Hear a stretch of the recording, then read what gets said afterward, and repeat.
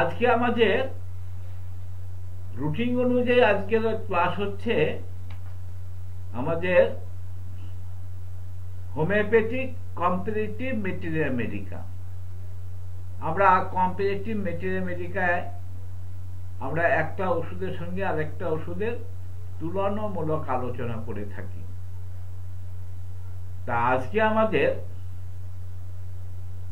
Comparative materia Medicare আলোচ্য বিষয় হচ্ছে অ্যাপিসমেল ভার্সেস ক্যান্থারিস। আমরা ক্যান্থারিস পড়ব, আবার অ্যাপিসমেল পড়ব। অ্যাপিসমেলের সঙ্গে ক্যান্থারিসের কোথায় কোথায় মিল আছে, কোথায় কোথায় অমিল আছে,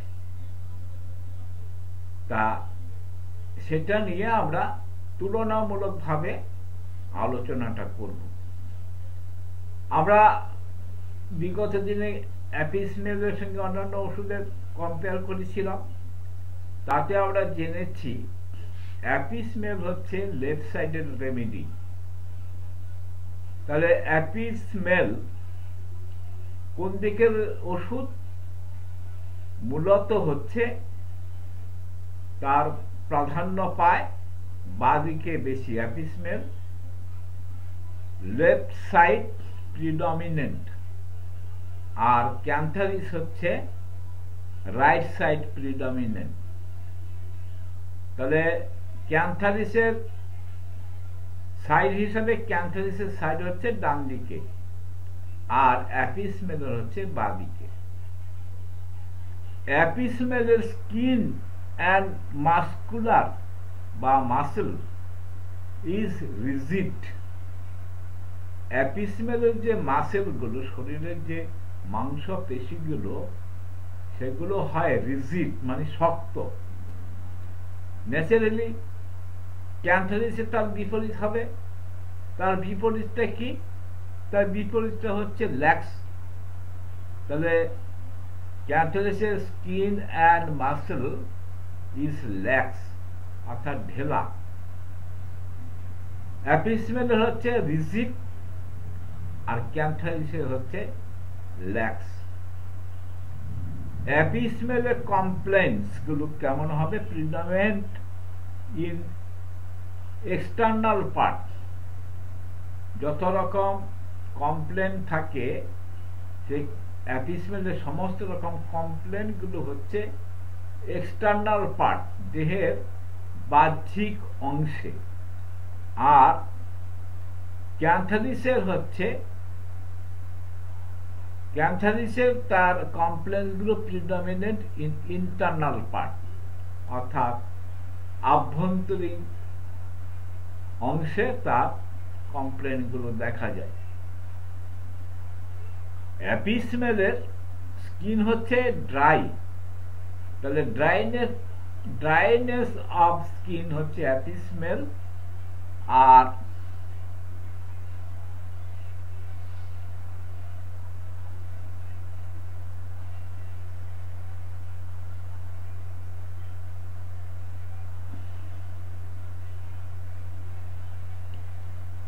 ক্যান্থারিস হচ্ছে ডিসপোজিশন টু সোয়েট বা পারস্পির ইজিলি। তাহলে অ্যাপিসমেলের যে স্কিনটা হচ্ছে ড্রাই স্কিন, ড্রাইনেস, শুষ্ক, চামড়াগুলো হবে শুষ্ক। আর ক্যান্থারিসের একটা প্রবণতা থাকে ডিসপোজিশন টু সোয়েট, ঘাম হওয়ার একটা প্রবণতা, বা ইজিলি পারস্পিরেটেড, খুব সহজেই ঘেমে যায়, ঘামার একটা প্রবণতা থাকে। তাহলে ঘামার যখন প্রবণতা থাকে, যখন ঘাম ঘাম ভাব থাকে, ন্যাচারালি স্কিনগুলো ভেজা থাকবে, আর অ্যাপিসমেলে থাকবে শুষ্ক, ড্রাইনেস। অ্যাপিসমেলের blood does not coagulated after being pricked with a needle etc. সুই জাতীয় কোনো জিনিস দিয়ে যদি আমাদের স্কিন ফুটো করা হয়, বা নিডল জাতীয় কোনো জিনিস দিয়ে যদি ফুটো করা হয়, তাহলে কি হয়, রক্ত বেরোয়। তাহলে অ্যাপিসমেলের রক্তটা কি হবে, ব্লাড ডাজ নট কোয়াগুলেটেড। আমাদের হাত পা কেটে গেলে রক্ত জমার সঙ্গে সঙ্গে দেখা যায় সেটা জমাট বেঁধে যায়। যদি জমাট না বাঁধত তাহলে কি হতো, জমাট না বাঁধলে কন্টিনিউ রক্ত পড়া শুরু হতো। তাহলে ঈশ্বরে বলুন, প্রকৃতি বলুন, আমাদের এমনভাবে সৃষ্টি করেছে যে কোনো কারণে যদি আমাদের কোনো পাঞ্চার হয়, দেহের কোনো অংশে যদি পাঞ্চার হয়, ফুটো হয় বা কোনো আঘাত লাগে, রক্তপাত যদি হয়, সেই রক্তটা অটোমেটিক্যালি জমাট বেঁধে যায়। কিন্তু অ্যাপিসমেলের যেটা হয়, কোনো কারণে যদি ব্লিডিং হয়, ডাজ নট কোয়াগুলেটেড, সেই রক্তটা জমাট বাঁধে না, সেই রক্তটা জমাট বাঁধে না। এটা হচ্ছে অ্যাপিসমেলের লক্ষণ। আর ক্যান্সারের ক্ষেত্রে হচ্ছে ব্লাড কোয়াগুলেটেড কুইকলি, সেটা ক্যান্সারের রক্ত জমাটটা খুব দ্রুতভাবে রক্তটা জমাট বেঁধে যায়, coagulated quickly. Apis mel heat with inclination to uncover. গরমে অ্যাপিসমেলের পেশেন্ট, তার একটা প্রবণতা থাকে কি, আনকভার, গায়ে থেকে জামা কাপড় খুলে দেওয়ার একটা প্রবণতা থাকে, উইথ অর উইদাউট থ্রাস্ট। এটা খুলে দেওয়া থাকে কিন্তু তার জল পিপাসা থাকে না, উইথ অর উইদাউট থ্রাস্ট। কখনো কখনো জল পিপাসা থাকে আর কখনো কখনো জল পিপাসা থাকে না। তাহলে অ্যাপিসমেলের হচ্ছে হিটটা কেমন, উইথ ইনক্লিনেশন টু আনকভার। আর ক্যান্সারিসের হচ্ছে heat with aversion to uncover. অর্থাৎ অ্যাভারশন যখন আনকভারে, যখন অ্যাভারশন অনিচ্ছা, আনকভারে যখন অনিচ্ছা, তার মানে সে গুটিসুটি জামাকাপড় পরে থাকতে ভালোবাসে। অ্যান্ড উইথ থ্রাস্ট, এবং সে সঙ্গে জামাকাপড় যেমন আঁটো করে থাকতে ভালোবাসে, পাশাপাশি তার সঙ্গে একটা জল পিপাসা থাকে। Rarely with aversion to drink. জল পিপাসা থাকে কিন্তু রেয়ারলি, খুব কম ক্ষেত্রে সে জল খায়, খুব কম ক্ষেত্রে জল খায়। তাহলে অ্যাপিসমেল হচ্ছে aversion to uncover, inclination to uncover. অ্যাপিসমেলের হচ্ছে ইনক্লিনেশন টু আনকভার, অর্থাৎ আনকভার থাকার একটা প্রবণতা। আর ক্যান্সারিসে হচ্ছে উইথ অ্যাভারশন টু আনকভার, সে আনকভার থাকতে ভালোবাসে না। অ্যাপিসমেলের no thirst during the sweat.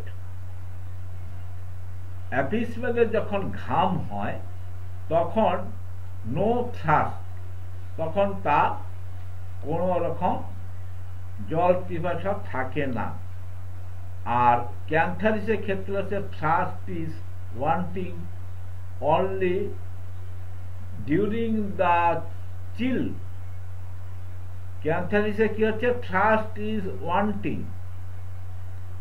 জল খেতে চায়, জল পিপাসা আছে, জল খেতে চায়, ডিউরিং দ্য চিল, যখন তার শীত শীত ভাব থাকে, শীতের সময় তার জল খেতে ইচ্ছা করে। But appear between the cold and hot stage, কিন্তু সেটা কখন দেখা যায়, between the cold and hot stage, অর্থাৎ ঠান্ডা গরমের মাঝামাঝি সময়ে, অ্যান্ড ডিউরিং দ্য হিট, এবং যখন তার গরম থাকে, শরীরের উত্তাপ বা গরম থাকে, তখন তার জল খাওয়ার একটা প্রবণতা থাকে। অ্যাপিসমেলের মধ্যে একটা জিনিস পাওয়া যায় খুব প্রমিনেন্ট, সেটা হচ্ছে সমনিলেন্স। সমনিলেন্স কথার মানেটা হচ্ছে ঘুম পাওয়া। এবার সমনিলেন্সের সঙ্গে ড্রাজিনেসের একটা পার্থক্য আছে।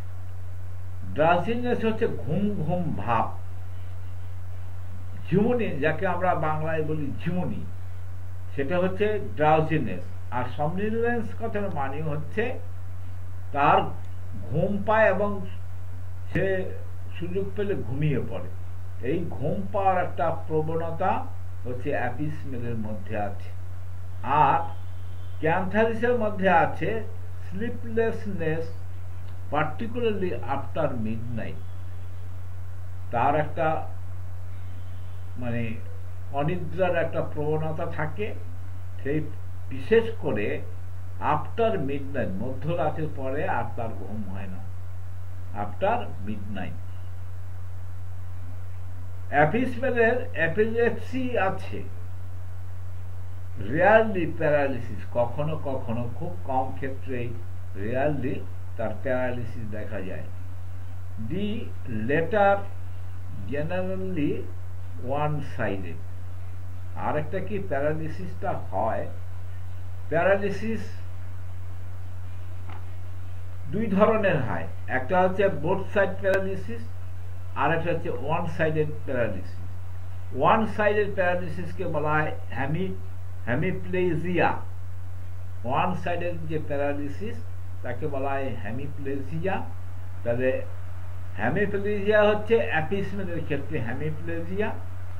আর paralysis generally of both side, দুদিকে যখন প্যারালিসিস হয় সেটা হচ্ছে ক্যান্থারিসের ক্ষেত্রে, এবং এই রোগটার নাম হচ্ছে দুই দিকে যখন প্যারালিসিস হয় তাকে বলা হয় প্যারাফ্লেজিয়া।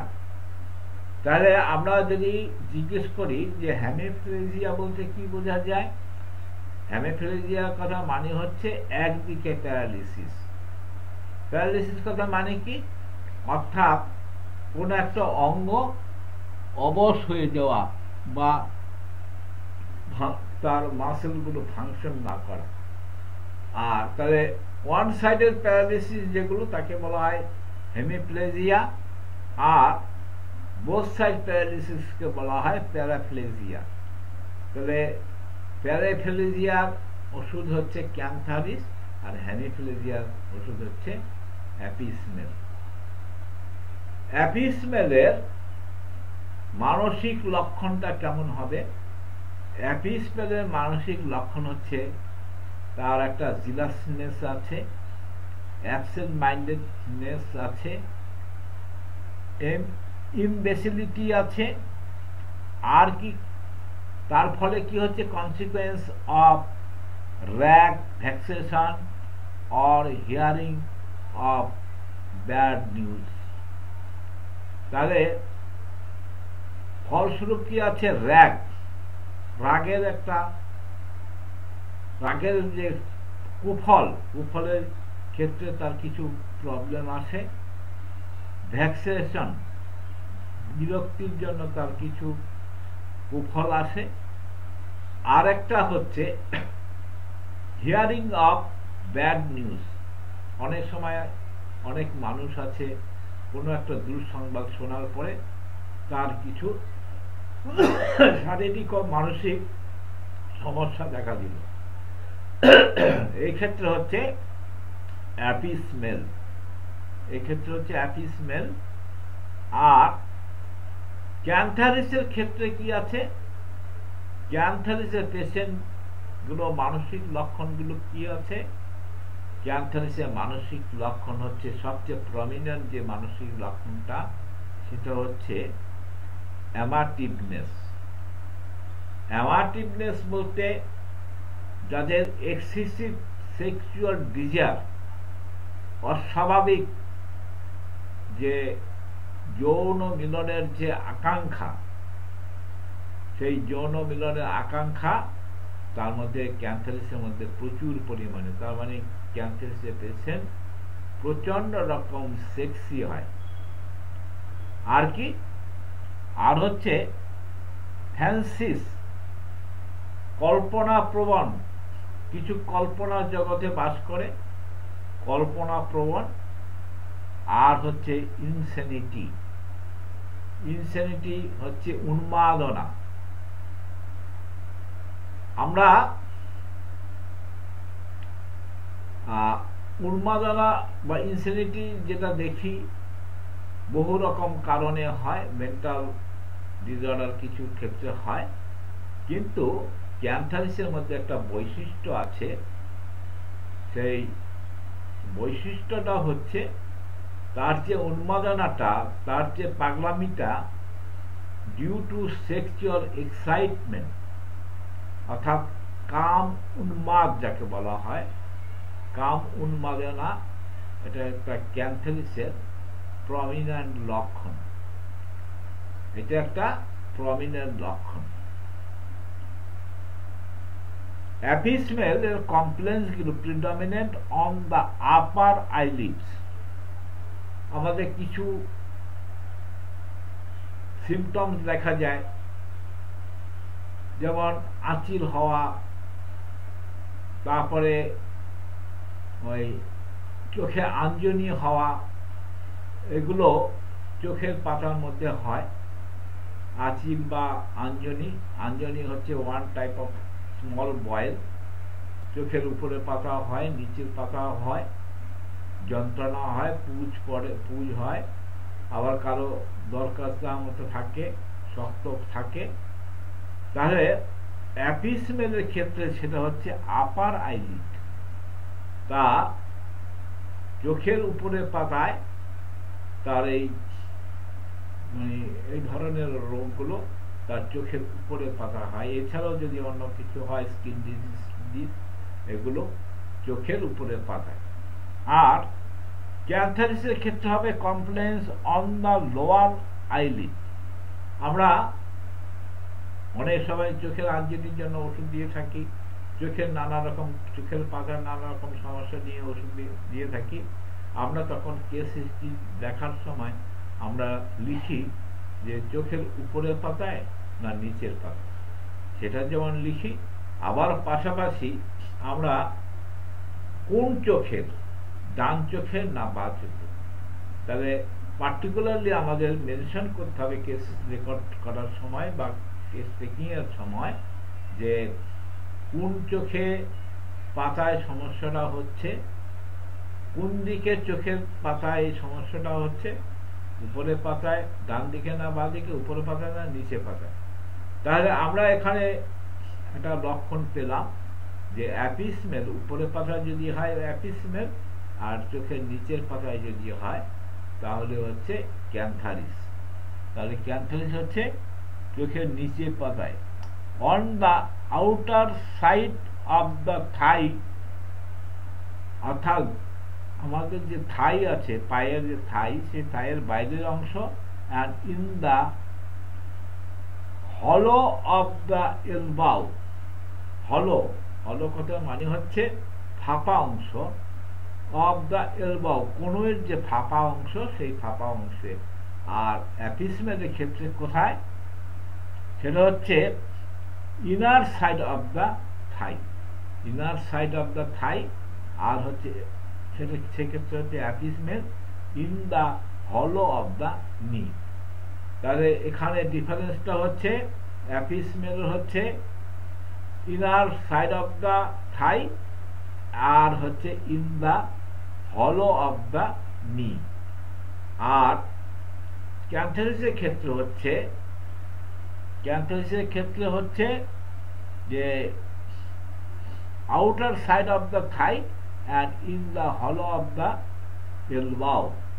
একটা হচ্ছে আমাদের হাঁটু, আর একটা হচ্ছে কনুই।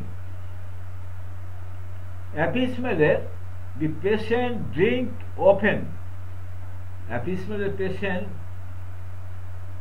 মানে কখনো কখনো জল পান করে, বাট লিটিল এ টাইম, অল্প সময়ের মধ্যে কখনো কখনো জল পান করে। আর ক্যান্থারিসের patient, the patient does not drink often but much at a time. তাহলে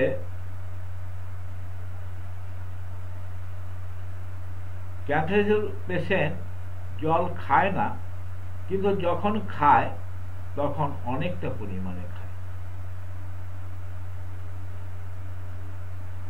অ্যাপিসমেলের ইউরিনটা কেমন?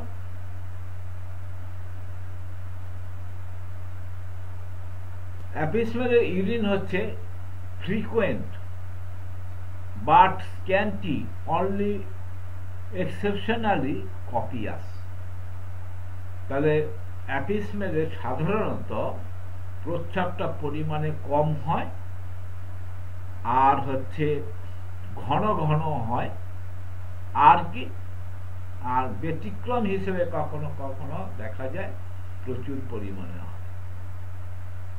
আর ক্যান্থারিসের ক্ষেত্রে হচ্ছে ইউরিন হচ্ছে ইনফ্রিকুয়েন্ট, অর্থাৎ প্রস্রাবটা খুব কম দেখা যায়, বিরল, অ্যান্ড স্ক্যান্টি, পরিমাণে কম। আমরা অনেক সময় প্রস্রাব না হওয়ার জন্য, যেটা প্রস্রাব বন্ধ হয়ে যায়, অনেক সময় দেখা যায় প্রস্রাব বন্ধ হয়ে যায়, সেই ক্ষেত্রে আমরা কিন্তু অনেক সময় ক্যান্থারিসের লোয়ার পোটেন্সি ব্যবহার করে থাকি। তাহলে ক্যান্থারিসের ইউরিন হচ্ছে infrequent and scanty, only exceptionally copious. কখন copious? with paralysis। যখন প্যারালিসিস থাকে তখন কখনো কখনো দেখা যায় কপিয়াস, মানে প্রচুর পরিমাণে হয়েছে। অ্যাপিসমেলের সেক্সুয়াল ডিজায়ারটা কেমন হবে? অ্যাপিসমেলের sexual desire increase or diminish, কখনো কখনো বেশি দেখা যায়, কখনো কখনো কম দেখা যায়। অ্যাপিসমেলের সেক্সুয়াল ডিজায়ারটা কখনো কখনো বেশি, কখনো কখনো কম। আর ক্যান্থারিসে আমরা শুরুতে বলেছিলাম যে ক্যান্থারিসে এতটা অ্যামাটিভনেস, এতটা কামুক প্রকৃতির, যে তার সেক্সুয়াল ডিজায়ারটা প্রচুর পরিমাণে, এমনকি কখনো কখনো এতটা উন্মাদ হয়ে যায়, যাকে আমরা বাংলা ভাষায় বলি কাম উন্মাদ, কামের জন্য যে উন্মাদ, সেরকম একটা ভাব তার থাকে। অর্থাৎ মানে ক্যান্সারের রোগী কামপ্রবণ বা সেক্সি টাইপের হয়, অর্থাৎ সেক্সুয়াল ডিজায়ার ইনক্রিজ। ক্যান্থারিসের সেক্সুয়াল ডিজায়ার খুব বেশি, আর অ্যাপিসমেলের ক্ষেত্রে কিন্তু সেক্সুয়াল ডিজায়ার কখনো কখনো ইনক্রিজও দেখা যায়, কখনো কখনো ডিমিনিশও হয়ে যায়, মানে অ্যাভারশন টু সেক্স তার একটা থাকে। অ্যাপিসমেলের সামগ্রিকভাবে তার রেমিশনটা কখন হয়? অ্যাপিসমেলের remission of the complaint during the day. অ্যাপিসমেলের যে সমস্ত কমপ্লেন্টগুলো, সেই কমপ্লেন্টগুলো রেমিশন হয় ডিউরিং দ্য ডে। আর ক্যান্থারিসের রেমিশনটা হয় কমপ্লেন্স কখন? In the morning and evening until midnight.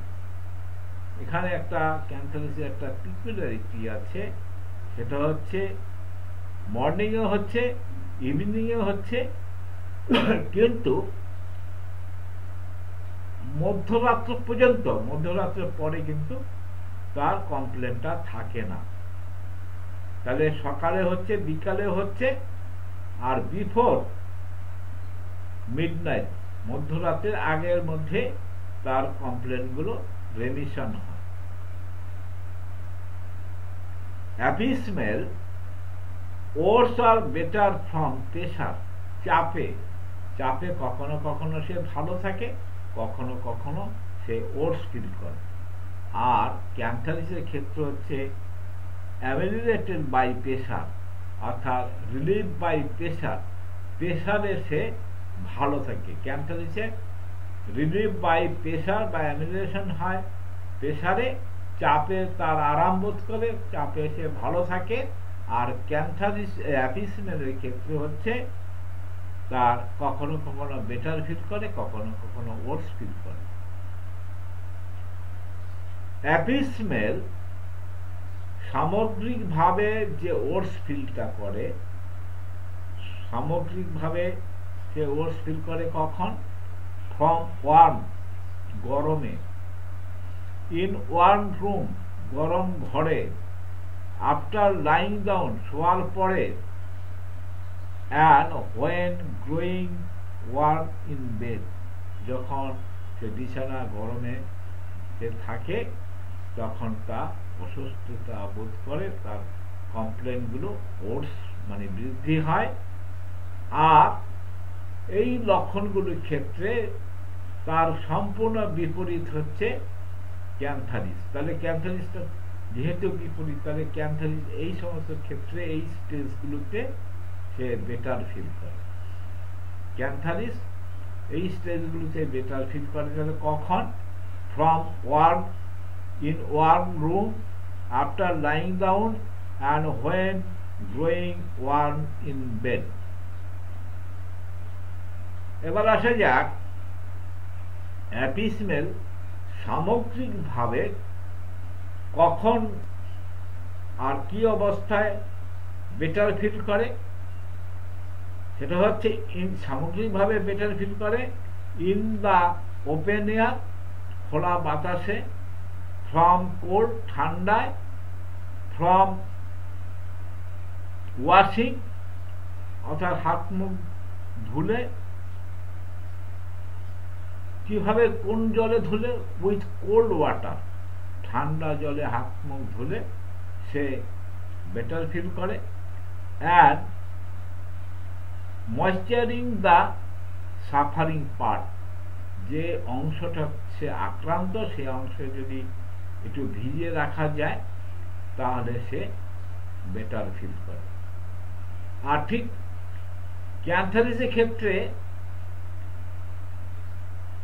মানে এই সমস্ত স্টেজে তার ওটস ফিল করে, যেটা অ্যাপিসমেল বেটার ফিল করে, ক্যান্থারিস সেই সমস্ত ক্ষেত্রে ওটস ফিল করে। তাহলে ক্যান্থারিস সামগ্রিকভাবে ওটস ফিল করে কখন? In the open air, from cold, from washing with cold water, and moistening the suffering part, তার যে সাফারিং পার্ট, যে অংশ আক্রান্ত স্থানে যদি সে কোনো ভিজে টিজে দেয় তাহলে সে ওটস ফিল করে, অর্থাৎ তার বৃদ্ধি হয়। তাহলে এ হলো আজকে আমাদের সামগ্রিকভাবে অ্যাপিসমেলের সঙ্গে ক্যান্থারিসের কম্পারেটিভ নিয়ে আলোচনা। আমরা কম্পারেটিভ আলোচনাটা এই জন্যই করব যে আমাদের কিন্তু একটাই টার্গেট, সেটা হচ্ছে ব্যক্তি স্বাতন্ত্রীকরণ। এই ব্যক্তি স্বাতন্ত্রীকরণ করেই কিন্তু আমরা মেডিসিনটা সিলেক্ট করি। অর্থাৎ আমাদের গোল যেটা, আমাদের যেটা টার্গেট, সেই টার্গেটটা হচ্ছে আমরা একটা ওষুধ খুঁজে বের করব। আমরা রোগীর কাছে তার প্রেজেন্ট কমপ্লেন নেব, তার পাস্ট কমপ্লেন নেব, তার মডালিটি নেব, তার ফ্যামিলি হিস্ট্রি নেব, তার অর্গান ওয়াইজ সমস্ত লক্ষণগুলো নেব, তার চরিত্রগত লক্ষণ, তার মানসিক লক্ষণ, তার ফুড অ্যান্ড ডিজায়ার, এই সমস্ত লক্ষণগুলো নিয়ে তখন আমরা সামগ্রিকভাবে কম্পেয়ার করব একটা উদ্দেশ্য নিয়ে। সেটা হচ্ছে আমরা অনেকগুলো ওষুধের সঙ্গে তার কম্পেয়ার করে, তার তুলনামূলক আলোচনা করে আমরা কম্পেয়ার করে মোর সিমিলার যে মেডিসিনটা, সেই মেডিসিনটা হবে আমাদের সিলেক্টেড মেডিসিন। অ্যালোপ্যাথরা যেটা করে সেটা হচ্ছে ডিজিজ ডায়াগনোসিস করে, প্রত্যেকটা ডিজিজের উপর তাদের কিছু স্পেসিফিক ওষুধ আছে, তা সেই সমস্ত ওষুধগুলো তারা প্রয়োগ করে থাকে। কিন্তু আমাদের সিস্টেমটা হচ্ছে আমরা কোনো স্পেসিফিক ওষুধ দিই না, আমরা খুঁজে বের করি, ব্যক্তি স্বাতন্ত্রীকরণ করে আমরা একটা সিঙ্গেল মেডিসিন, একটি মাত্র ওষুধ নির্বাচন করি। এই ওষুধ, একটি মাত্র ওষুধ নির্বাচন করতে হলে আমাদের সমস্ত ওষুধগুলোর সঙ্গে একটা ওষুধের সঙ্গে আরেকটা ওষুধের সিমিলারিটি ডিসিমিলারিটি দেখে তার কম্পারেটিভলি আলোচনা করে তবেই আমরা সেই ওষুধটা নির্বাচন করব। তা এই হচ্ছে আমাদের আজকের আলোচ্য বিষয়।